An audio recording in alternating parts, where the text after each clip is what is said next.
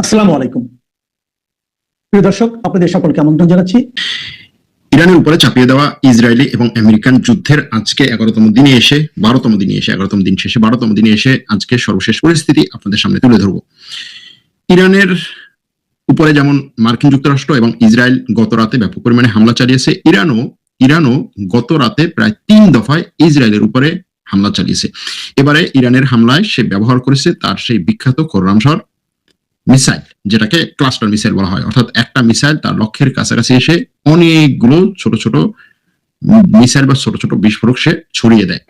এভাবে ইরান গত রাতে হামলা করেছে। হামলার নতুন যে পরিকল্পনা অথবা নতুন স্ট্র্যাটেজি তারা নিয়ে এসেছে সেটা নিয়ে আজকে একটু আলোচনা করব। মার্কিন যুক্তরাষ্ট্রের প্রেসিডেন্ট ডোনাল্ড ট্রাম্প এখন কয়েকটা বিষয় নিয়ে চাপে আছেন। তার মধ্যে তার সবচেয়ে বড় চাপ হচ্ছে মার্কিন একটা রণতরী অকেজো হয়ে আছে, যেই রণতরীটা খুব শীঘ্রই যুদ্ধের কাজে ব্যবহার করা যাবে না।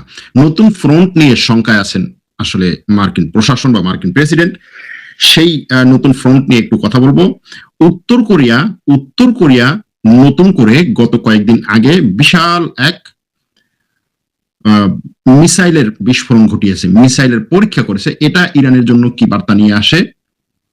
দক্ষিণ কোরিয়া থেকে আমেরিকা তার অস্ত্রগুলো সরিয়ে নিয়ে আসছে, সেটা এই যুদ্ধে নতুন ফ্রন্টের একটা ইঙ্গিত বহন করে, নতুন ফ্রন্টের ইঙ্গিত বহন করে। সেদিকটাতে যাব, তবে সবার আগে সর্বশেষ যে যুদ্ধের পরিস্থিতি গত রাতে কি হয়েছে সেগুলো একটু আলোচনা করে নিই। বুধবার ভোর রাতে ইরানের বিভিন্ন শহরে ইসরায়েলের বিমান হামলা নতুন দফায় শুরু হয়েছে। তেহরানের একটি ব্যাংক ভবনে ইসরায়েলি হামলায় একজন কর্মচারী নিহত হয়েছেন। টোটাল নিহত আহতের খবর সেটাও আজকে জানাবো। ইরান পাল্টা হামলা চালিয়েছে। সারা রাত ধরে ইসরায়েলি ভূখণ্ডে ইরান 4 দফায় ক্ষেপণাস্ত্র হামলা করেছে এবং ইসরায়েলের দিকে নিক্ষিপ্ত ক্ষেপণাস্ত্রগুলোর প্রায় অর্ধেকই ছিল ক্লাস্টার ওয়ারহেড।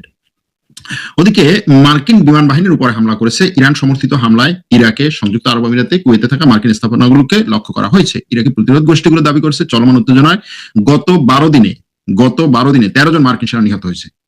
ইরাক থেকে তারা বলছে যে ইরাকে গত 12 দিনের আক্রমণে তাদের 13 জন মার্কিন সেনা নিহত হয়েছে।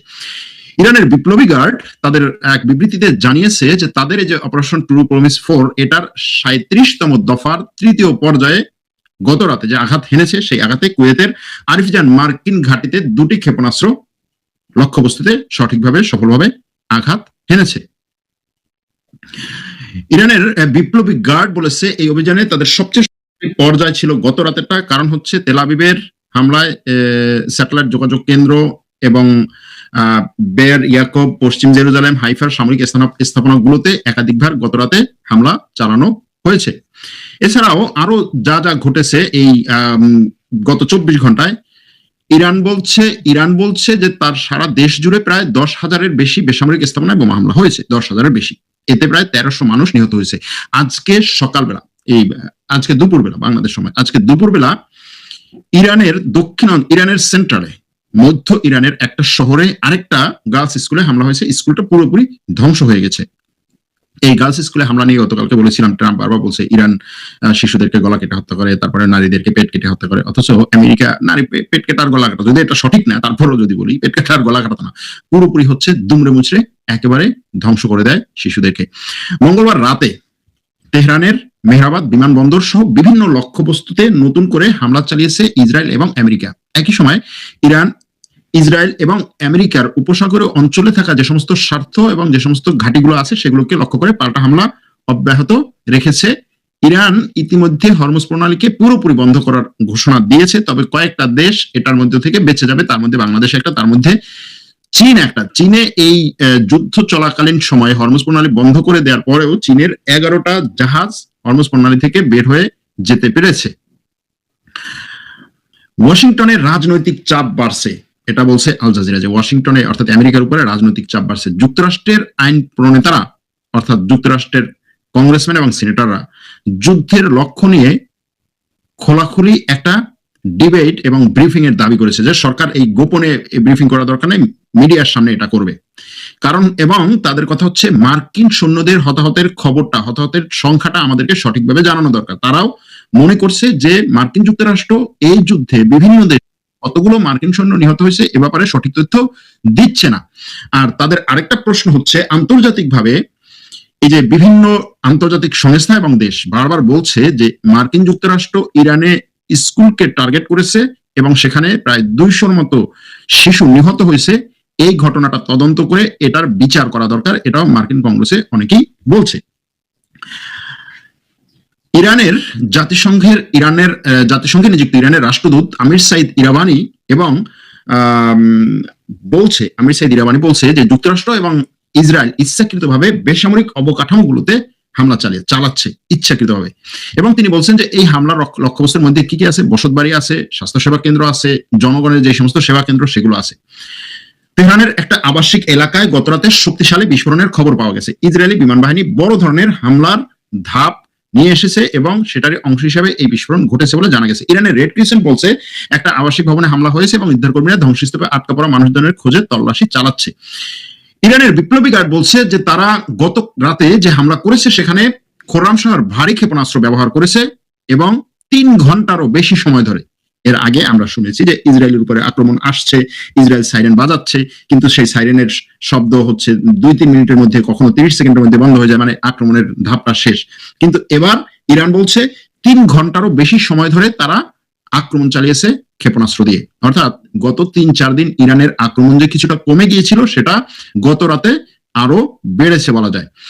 এই আক্রমণের লক্ষ্যবস্তু ছিল তেল আবিব, হাইফা এবং পশ্চিম জেরুজালেম। এছাড়াও ইরাকের ইরবিল, বাহরাইনের রাজধানী মানামা এবং অন্যান্য উপসাগরীয় যে অঞ্চলগুলো, যে এলাকাগুলো, সংযুক্ত আরব আমিরাত, কাতার, কুয়েত, এগুলোর মার্কিন ঘাঁটি লক্ষ্য করেও আক্রমণ করেছে ইরান।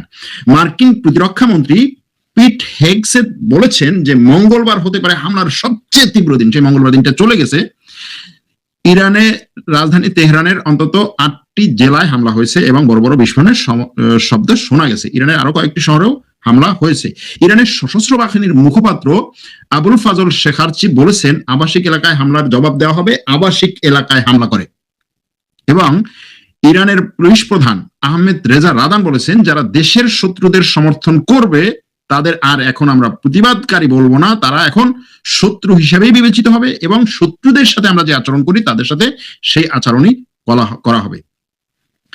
বিশ্ব স্বাস্থ্য সংস্থা সতর্ক করে দিয়ে বলেছে যে ইরানের তেলের ডিপোগুলোতে যে হামলা হচ্ছে, এই হামলার পরে দূষিত বৃষ্টি হওয়ার সম্ভাবনা আছে এবং এগুলো মানুষের স্বাস্থ্যের জন্য ঝুঁকি তৈরি করতে পারে। তেল স্থাপনাগুলো থেকে আগুন এবং তৈরি ঘন ধোঁয়া বৃষ্টির মেঘের সাথে মিশে বিষাক্ত দূষণ বহনকারী বৃষ্টি তৈরি করতে পারে। এটাকে বিভিন্ন জায়গায় বিভিন্ন ভাবে বলা, এটাকে কেউ অ্যাসিড বৃষ্টি বলে, কেউ হচ্ছে টক্সিক রেইন বলে, কেউ হচ্ছে দূষিত বৃষ্টি বলে। এটাই হচ্ছে মূলত এই ইরানে তেলের ডিপোগুলোতে ব্যাপক পরিমাণে মার্কিন ইসরায়েলি হামলার পরে ঘটার সম্ভাবনায় থাকা একটা ঘটনা। উপসাগরীয় দেশগুলোর পরিস্থিতি কি?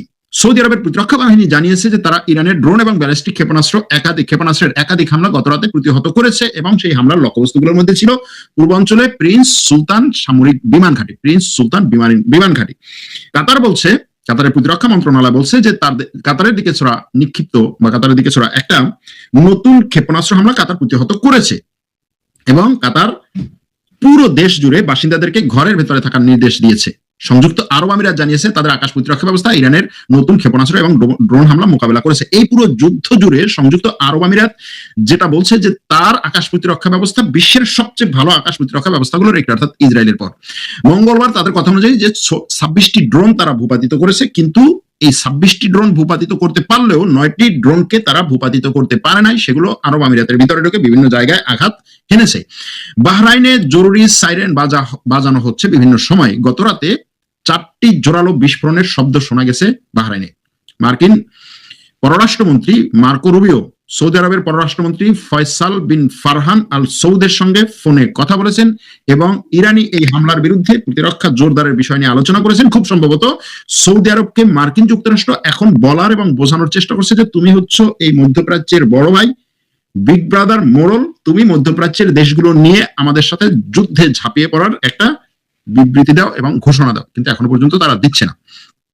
কাতারের প্রতিমন্ত্রী মোহাম্মদ বিন আব্দুল আজিজ আল খুলাইফি মধ্যপ্রাচ্যে উত্তেজনা কমানোর আহ্বান জানিয়েছেন। তিনি বলেছেন যে ইরান এবং যুক্তরাষ্ট্রকে আলোচনায় ফিরে আসতে হবে। এই যুদ্ধ শুরুর পর এই প্রথম কাতার থেকে আলোচনায় ফিরে আসার কথা শোনা গেল। কাতার এতদিন পর্যন্ত বলেছিল আমরা কোনো আলোচনার মধ্যে নাই, ইরানের সাথে যোগাযোগ করছি না এবং আলোচনায় মধ্যস্থতা করার মতো পরিস্থিতিতেও আমরা নাই। এখন কাতার বলছে যে আমরা আসলে মধ্যপ্রাচ্যের দেশগুলো ইরানের শত্রু না, এবং প্রতিবেশী দেশগুলোর উপরে হামলা কারো জন্যই লাভজনক না, এটা কাতার বলছে।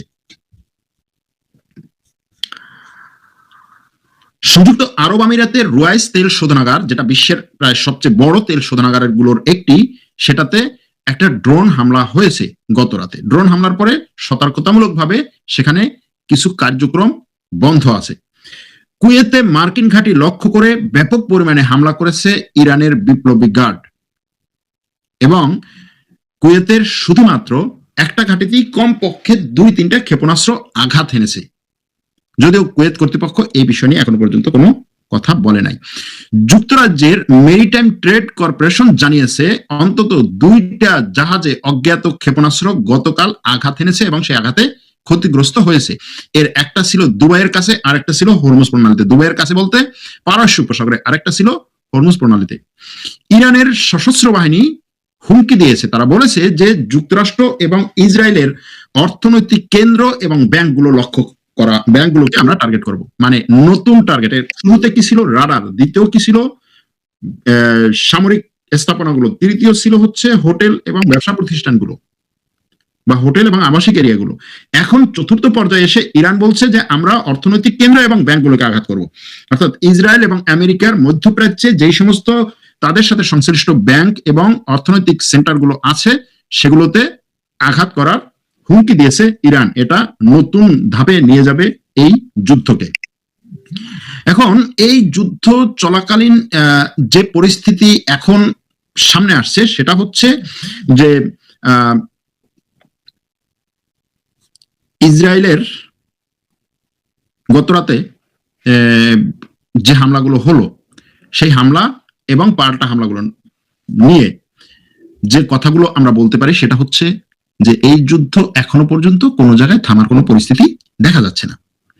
এবং বিপ্লবী গার্ড যেভাবে হুমকি দিয়ে আসছে, দেখুন এখানে বিপ্লবী গার্ড এখন বলা যায় যে পুরো ইরানের পুরো ক্ষমতা, এটা অনেক জায়গা হয়তো আপনারা দেখবেন আর 2-1 ঘন্টা বা 2-4 ঘন্টা পরে, যে বিপ্লবী গার্ড হচ্ছে ইরানের পুরো ক্ষমতা দখল করেছে, এরকম একটা কথা। অর্থাৎ ইরানের রাষ্ট্রপতি দেখবেন বিবৃতি দেয় হচ্ছে সর্বোচ্চ ধর্মীয় নেতার কথা বলে, যে সর্বোচ্চ ধর্মীয় নেতা এই কথাটা বলেছে। ইরানের বিভিন্ন যে রাজনৈতিক বা সর্বোচ্চ নেতারা আছেন তাদের যে বক্তব্যগুলো দেখবেন, সেই বক্তব্যগুলো হচ্ছে বিপ্লবী গার্ডের যে ধরনের বক্তব্য সেটার থেকে, সেটার কাছাকাছি বা সেই রকম বক্তব্য। অর্থাৎ ইরান এখন কার্যত পরিচালনা করছে বিপ্লবী গার্ড, এরকম একটা পরিস্থিতি। অর্থাৎ যুদ্ধ পরিস্থিতিতে ইরান বিপ্লবী গার্ডের অধীনে চলে গেছে, এরকম একটা কথা অনেকেই বলছেন। সুতরাং এই যে ইরান খোররাম শহর ক্ষেপণ